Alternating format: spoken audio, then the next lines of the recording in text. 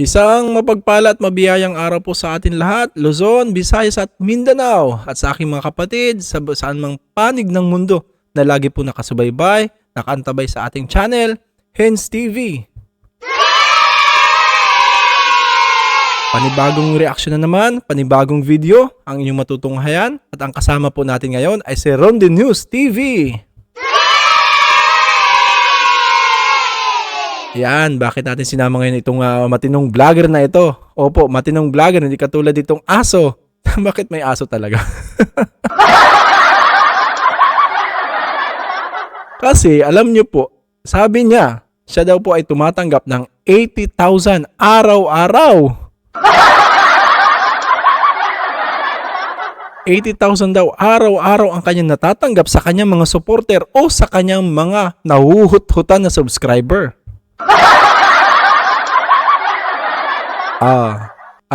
Ikaw ba talaga ay nakakatanggap ng 80,000 o guni-guni mo na lang yan?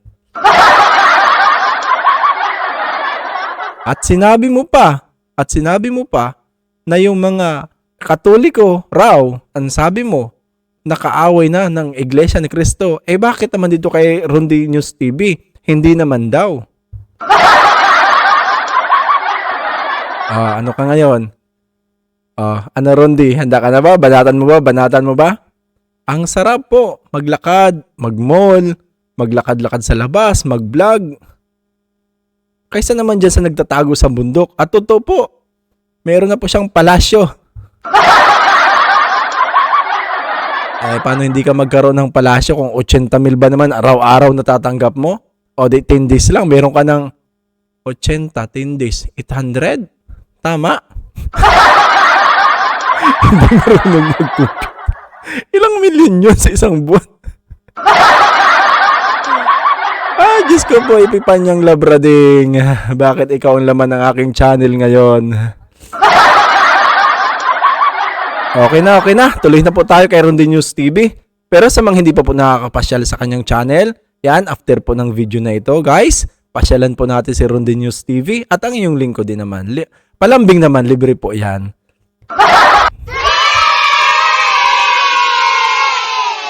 Bago ang lahat, may isa-shoutout lang pala ako sa aking kapatid dito na nag-comment po sa ating huling video. Yan, sa ating huling video po, mabuhay ang INC Proud. INC po ako from Josinava. Yan po. From Josinava. Ito po yung mga nag-comment sa last na video natin. Isa pa po mag-shoutout po tayo. Shoutout po, taga South Cotabato ako. Kay Mary Jane Montella. Ayan, shoutout po, taga South Cotabato ako. O diba nakakatuwang channel natin kung saan naman nakakarating. Pa-shoutout din po, Carlito Gabadon.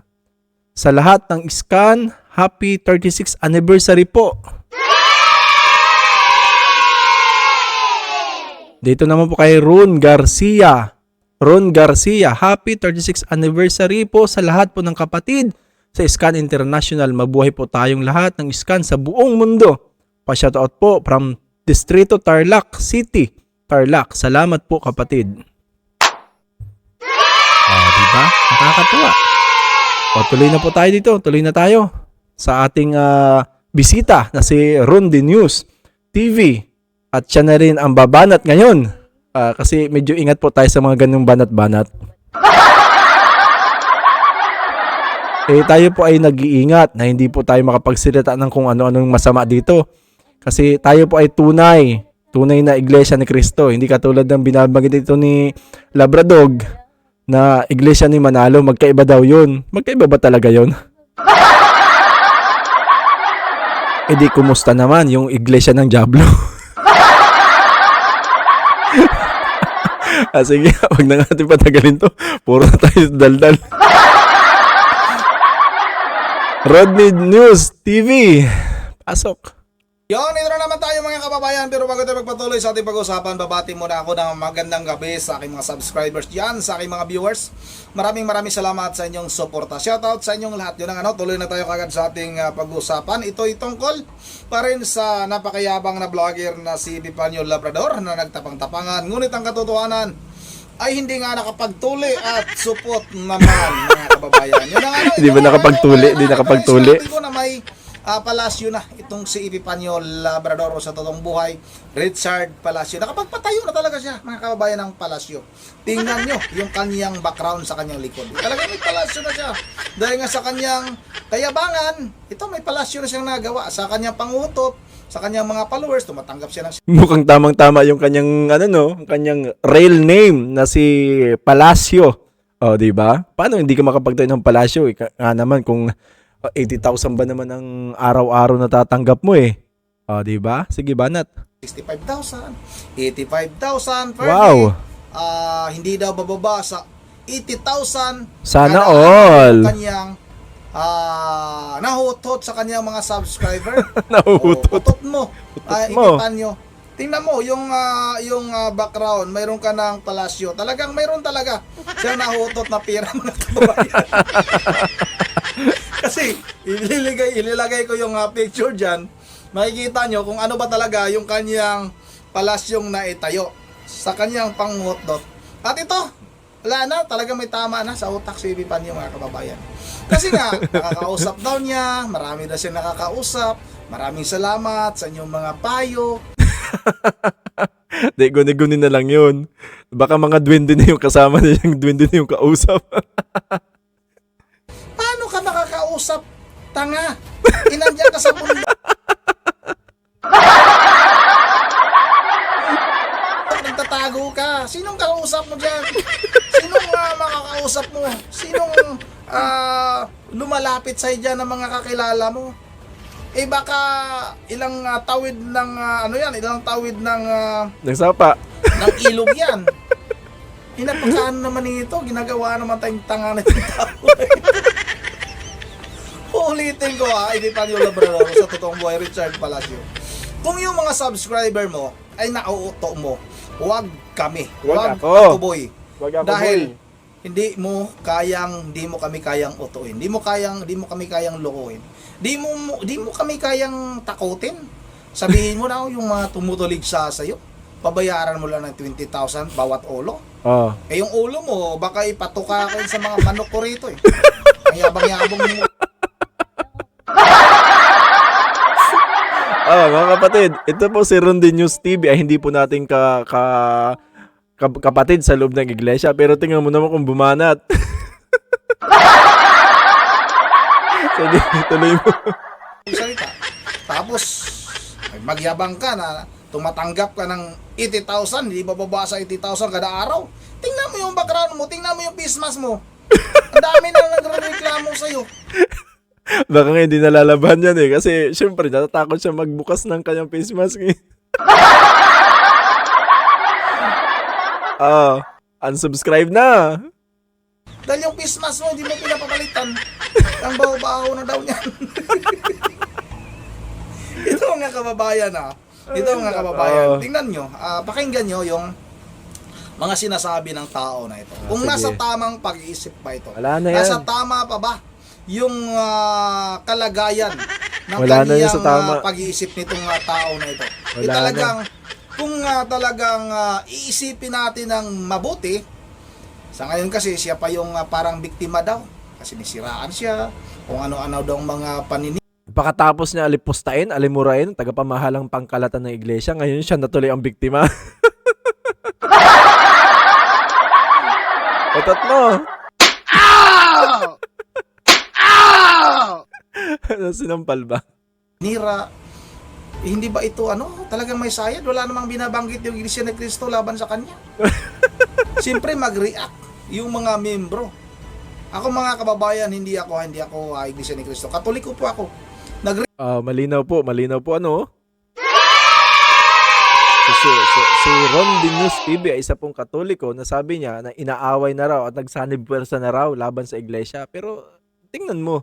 React din ako dahil lagi niyang sinasabi na tayong mga Katoliko, kayong mga Katoliko dapat labanan ninyo yung Iglesia ni Cristo.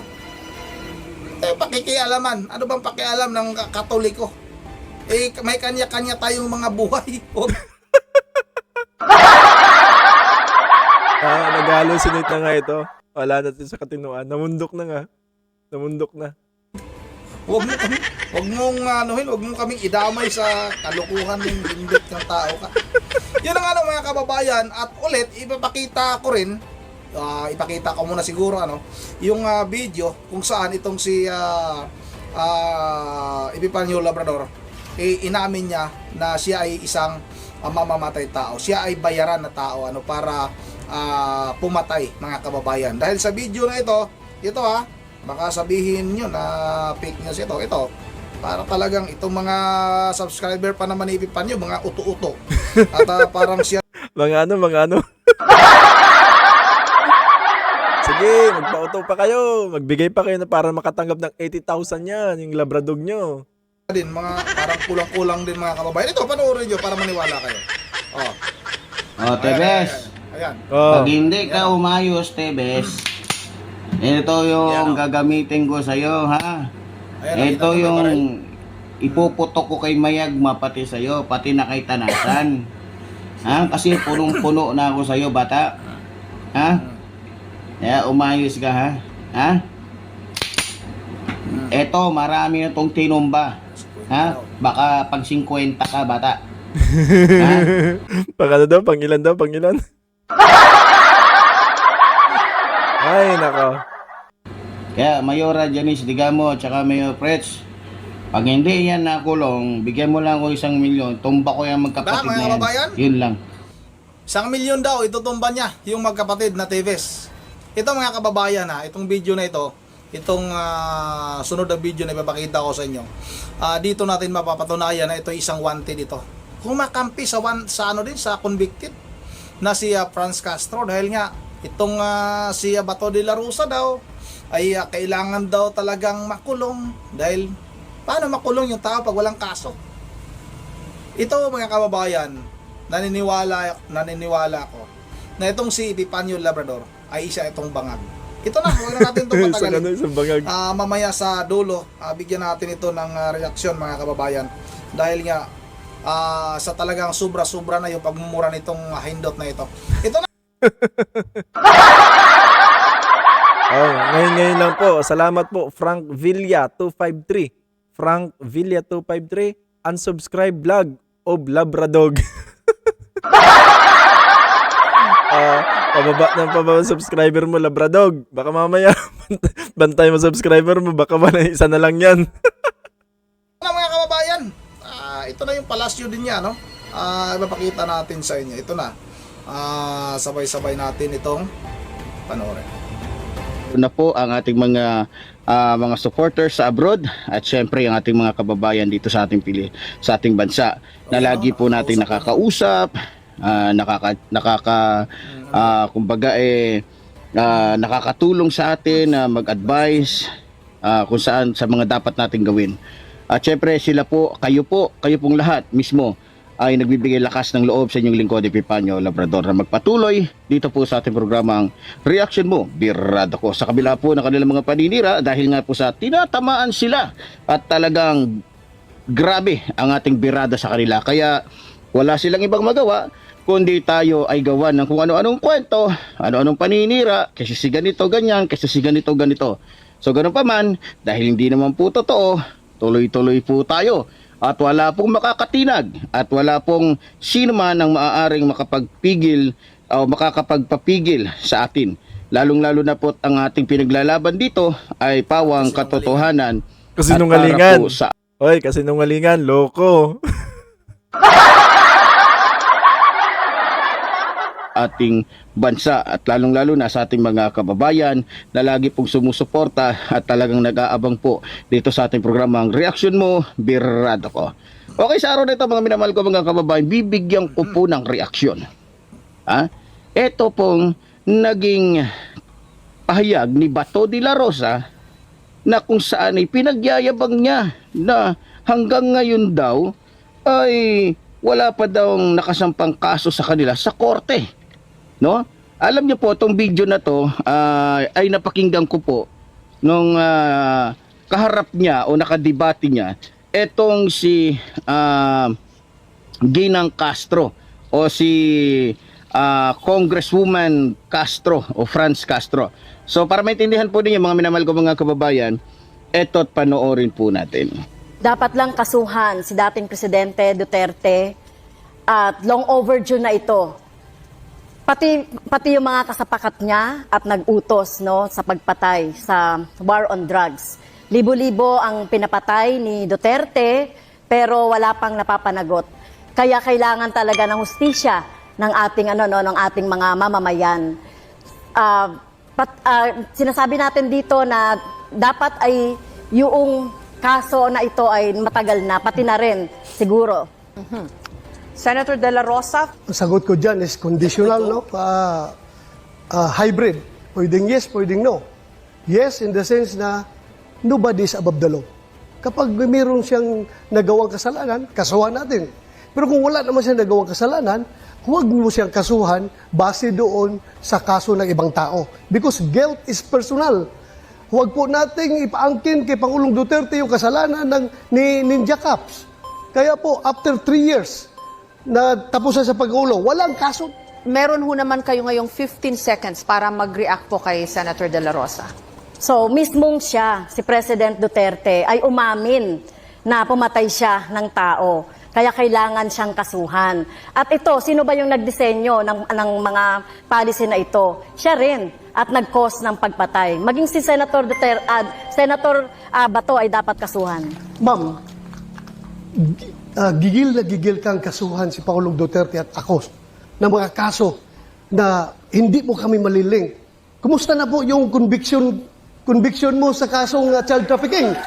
Ano na po nangyari? Bakit andyan ka pa? Hindi ka pa nakulong? Yun nga ang tanong ko, pakisagot lang. Kasi ang ordinaryong tao nagtatanong, porque congresswoman ka, hindi ka nakulong. Eh sila pag yung mga ordinaryong tao, kulong ka agad. Kung ito po ay nasa Kongreso, ay out of order ko po dahil wala siya sa tanong. No? At ang ginawa po natin na pagre-rescue, tama lang po yung ginawa ko na pagre-rescue sa mga teachers, sa mga bata na biktima ng mga harassment, intimidation at threat doon sa sinasabi ni Senator Bato na kaso. So kung sino mang mga teachers gagawin yon, no, yung ipagtanggol at sagipin yung ating mga teachers at mga estudyante. So tingin ko po ay walang mali doon sa ginawa po natin doon sa kaso. Now, Senator De La Rosa, may pagkakataon ho kayo na magtanong o mag-react pa rin sa posisyon po ni Representative Castro.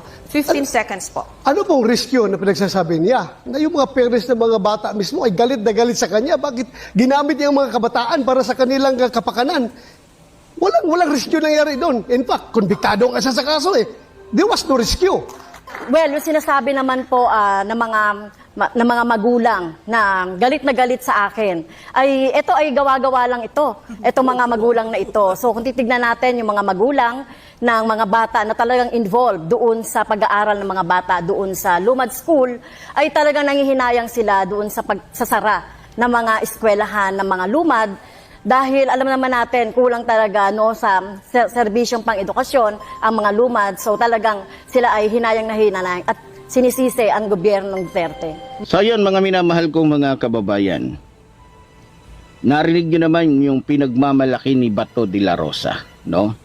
Biro mo, sa totoo lang mga minamahal ko mga kababayan, totoo naman po talaga yung sinabi ni Congresswoman Franz Castro na dapat talagang managot at dapat talagang makulong itong si Bato de la Rosa at maging yung kanyang amo na mas jablo pa sa lahat ng jablo. Totoo naman, dahil sa totoo lang, yung drug war nitong ni Digongyo ay peke. Digongyo. Peke. Palabas lamang niya yun. Para, kung meron mang lalabas na issue tungkol sa kanya, tungkol sa droga, ay pwede niyang gamitin yung kanyang drug war. Pero ang totoo, habang sinasagawa niya yung drug war niya, na peking drug war, namamayagpag po. Etong si Michael Yang, etong kanyang asawa ng kanyang anak, nitong ni Sara Bulate, at maging etong sino pa ba itong isa? Si Paulo Duterte, na congressman din ngayon, yung hinayupak na yan. Di ba? habang sila ay mayroong isinasagawang drug war o pinapatupad na gera kontra droga, namamayagpag naman po sa pagpapakalat ng shabu etong kanyang anak, etong kanyang kaibigan na si Michael Yang sa buong bansa. Biruin ninyo, tuli-tulinadang kilo ng shabu ang ikinakalat sa buong bansa. At yung mga nabibiktima ng shabung ito na ikinakalat ni Michael Yang, ni Paulo Duterte, ay maraming nabibiktima na kung saan yun din ay kanilang pinapatay. Grabe. Pagkatapos Saan kaya galing ang mga source nito, ano? Di ba? Nakakapang ewan. Anong klaseng utak mayroong taong ito? Ito ba ang taong ito ay may basihan sa mga ganyan-ganyang banat niya? Di ba? Mga shabu, saan galing ang source mo? Kinalat ang sabi mo, nandun ka ba? Nung nagkabintahan ba, nandun ka? O kasama ka talaga dun sa transaksyon? Parang sigurado talaga siya, no? Diba? Eh nako sa'yo, Labradog. Isa kang asong gala. Na asong bulul. Sige. Sige, pagbigyan natin ang kanyang mga kasinungalingan. na bumili sa kanila, pagkatapos na mabentahan nila, minsan nangyayari pa nga, mismong sila din na nagpapatumba. Kaya nga, sa totoo lang mga minamahal ko mga kababayan, kaya nga tinawag ito ng ibang mga vloggers, maging ng iba pang mga congressman na peking drug war, lalong-lalo na si Senador Laila de Lima. Tinawag niya itong peking war on drugs. Bakit? Biruin mo, nagpatupad ka ng gera kontra droga, pero ang hindi alam ng taong bayan, ang hindi alam ng taong bayan, na ikaw mismo ang nagpapakalat, kayo mismo ang namamayagpag na nagkakalat ng droga sa buong bansa. Parang pelikula lang yan eh. Kunyari, Sira. galit siya sa droga. J.O. Meron pa ginagamit, meron pa nga ako napanood, parang si Eddie Garcia yata yun. 'Di ba? Oh, meron pa akong isang napanood na Ayun na, lumabas na. Ang kanyang impormasyon na tatanggap ay galing pala sa pelikula.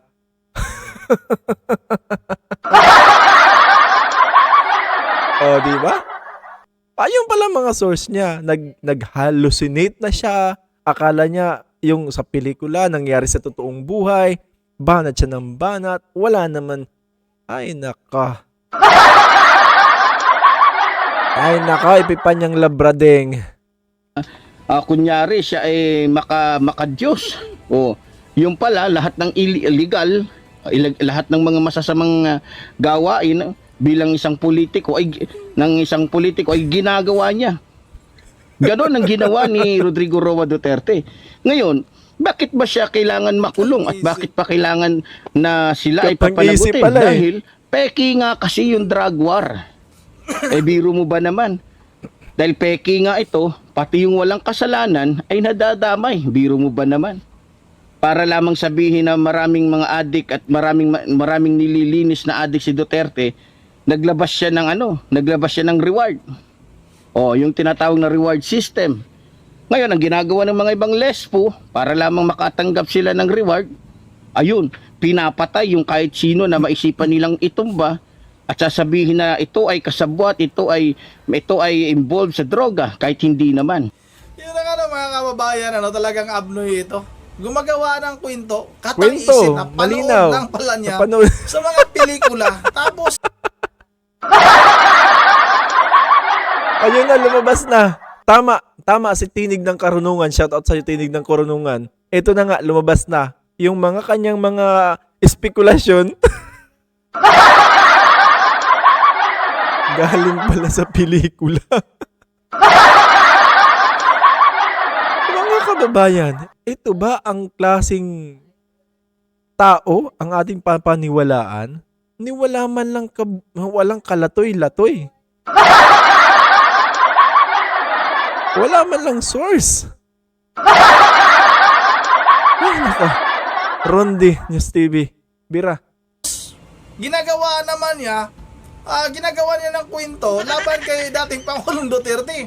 At yung kwento na yan mga kababayan, ang gumagawa ng kwento niyan, siguro pinag-aaralan niya yung mga pananalita nitong si Trililing, si Antonio Trillanes.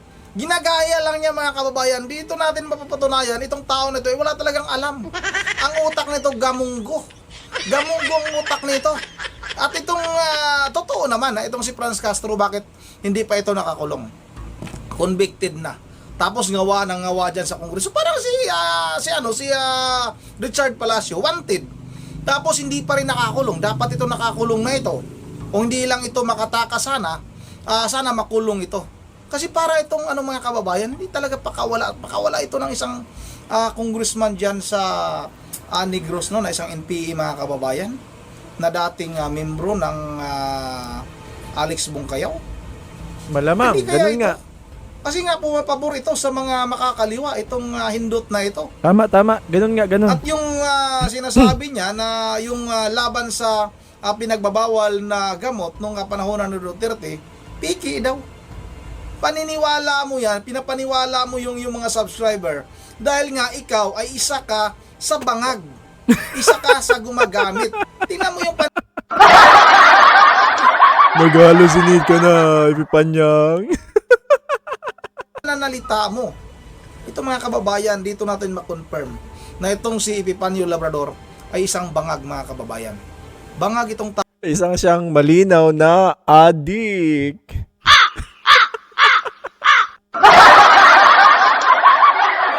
Ay, naka, epekto ng bangag. tao na ito. Kasi, alam naman natin, pag galit kay Pangulong Duterte, alam nating mga DDS. Ang galit kay Pangulong Duterte ay mga durugista.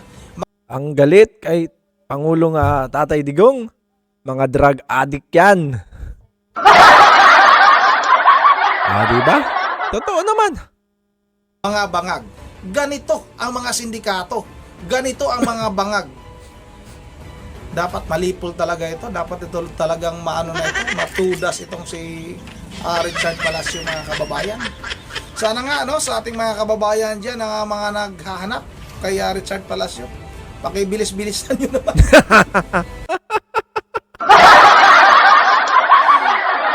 Lumabas ka na, Palacio. Grabe ang sama na nagtabas ng dila nito. Kung ano-ano na lang, napanood lang sa pelikula, ginagawa din niya kagad na kwento. Mga ganon. Pinag-aralan niya yung video ni Trillanes, ganon din yung mga sinasabi niya. Ilang beses na ba nagkaroon ng pagdinig laban sa mga sinasabi nila laban kay Pangulong Duterte? Walang nangyayari. Kaya walang kaso. Kasi wala talagang ganong nangyayari. Yun ang naman, dito na lang muna at bago tayo magtatapos, pakisampal nga muna dito. Bago tayo magtatapos, mag-shoutout lang muna ako, no? Sige. Mag-shoutout lang ako kay Ma'am Berge Religious ng Pulilan, Bulacan, kay Ma'am Joyce ng Japan, kay Ma'am Edisa Borby, kay Coco Yori at kay Dion, mga apo ni Ma'am Berge yan. Shoutout na rin kay dito tayo sa may bandang baba. Rodolfo Angeles, shout out sa iyo, idol ha. Musta ka na, boy support? Wala pa, hindi pa nagpatuli. Hindi pa rin siya nagpatuli. May nagpapa-shout out sa akin dito ha. Tika lang, hanapin ko lang ha. Pasensya natin, hindi kita na shout out sa una kong video, no. Shout out ha kay Carlito Anguring, pa-victim ED Wow. Pa-victim nga siya. Shout out ha kay Idsilinyon. Excuse me. Supot talaga yan dahil Ilonggo at yan. Ay, wag naman yung mga Ilonggo ha. Ay, grabe ka naman ha. Pero itong si Epipanyo Labrador, supot talaga yan. Supot yan. Alam mo kapatid ha. Si ba yun? Si Idsilin yun. Alam mo ha talaga. Siya tayo kay Saldi Ramirez. Ayos ka mga tiyaw idol. Maghimas ng rihas. Maghimas yan ng rihas. Bilis-bilisan natin. Talaga maghimas ng rihas yan, idol. Hintayin na lang natin. Kung hindi tatakas ng bansa yan. Kasi kumuha na daw siya ng passport eh. O totoo, may passport. Yung totoo.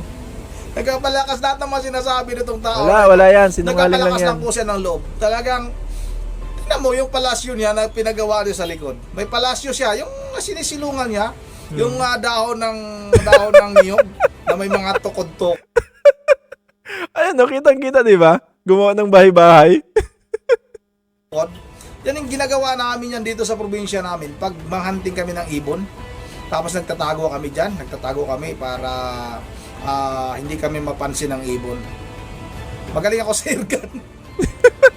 Pag inirgan ko yung mata nitong tao. Tiradurin mo na yan, kapatid. Shout out kay Tiradurin mo. Giatay. Amelia Gatos. Alam Maganda yan, tiradurin, giatay. Oy, ko talaga Talisay Negros yan, malapit sa Bacolod. Ayan, taga Talisay Negros pala ito. Shout out rin kay Romy Masaglang. Namulobi na si Epipanyo sa kayabangan niya. Tama, ebidensya. Pero ikaw, labrading wala kang ebidensya. Sabi ni Amelia Gatos. Aha, wala kang sariling... titigil ka na pag nasa kulungan ka na, muso kasi walang sariling pag-aaral. Sabi sa kanya, nabasa sa Google. Sige, chismisa. Chismoso talaga yan. Ayun naman Chismoso kay yan. Amelia Gatos. Amelia Gatos. Sana ba yung nagpa-shoutout sa akin? Hindi ko makita. oh, sige, yan na. Tapusin natin doon. Tayo naman magsha-shoutout sa ating mga mahal na kapatid sa buong Pilipinas. Ayan po, sa nag-anniversary sa Scan International. Diba? Mag-shoutout tayo dito. Sino na yun? Ang nagpapa-shoutout. Proud INC here. Sky Fit Jojo. Tapos na po tayo. Malapit na po tayo.